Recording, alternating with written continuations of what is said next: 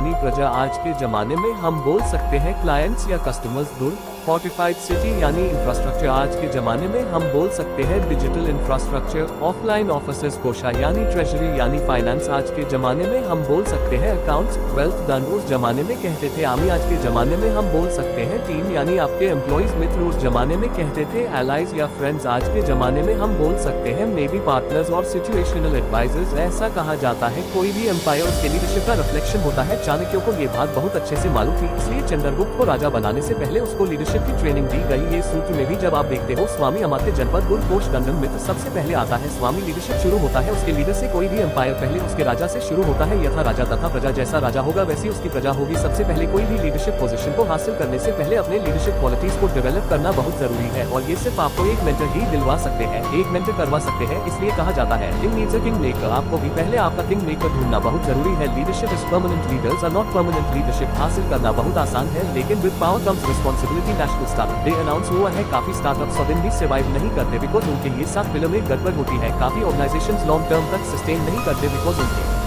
7 pillar में गड़बड़ होता है। अगर आप अपने ये 7 पिलर्स को रेक्टिफाई करो, अगर उसमें बैलेंस लेके आओ तो एटलीस्ट आपका स्टार्टअप 1000 डेज तक डेफिनेटली सर्वाइव समझते हैं। स्वामी यानी उस जमाने के राजा। आज के जमाने में डायरेक्टर या सीईओ डायरेक्टर का काम होता है, डायरेक्शन देना उनका काम होता है। एक थिंकर बनना अमात्य यानी मैनेजर्स अमात्य होते हैं। Second in charge of the organisation. Kautilya Arthashastra में अमात्य का इंपॉर्टेंस बताया गया है in chapter number 8 book number 1 chapter name अमात्य उत्पत्ति यानी अपॉइंटमेंट ऑफ मिनिस्टर्स। चाणक्य कहते हैं अमात्य इज ऑलवेज इन एक्शन, स्वामी कैन डिपेंड ऑन अमात्य in his absence. Third pillar जनपद यानी मार्केट प्लेस। आज के जमाने में हम कह सकते हैं कस्टमर्स या क्लाइंट। ऐसा कहा जाता है राजा की नजर सिंहासन पर नहीं प्रजा पर होनी चाहिए, क्योंकि अगर प्रजा ही नहीं रहेगी तो सिंहासन किस काम का। जनपद होता है आपका टेरिटरी यानी ऐसा एरिया जहां पे आप डोमिनेट कर सकते हैं in terms of your clients, in terms of your customers. Customer को हैंडल करना भी एक लीडरशिप स्किल है। फोर्थ पिलर है दुर्ग यानी इंफ्रास्ट्रक्चर। पुरानी जमाने में भी फोर्ट्स का बहुत इंपॉर्टेंस था। छत्रपति शिवाजी महाराज ने भी अर्थशास्त्र की पढ़ाई की और 400 से भी ज्यादा फोर्ट्स बिल्ड किए। फोर्ट्स को बहुत स्ट्रेटेजिकली सोच समझ के बिल्ड किया जाता है, जैसे कि माउंटेन टॉप्स, फोर्ट।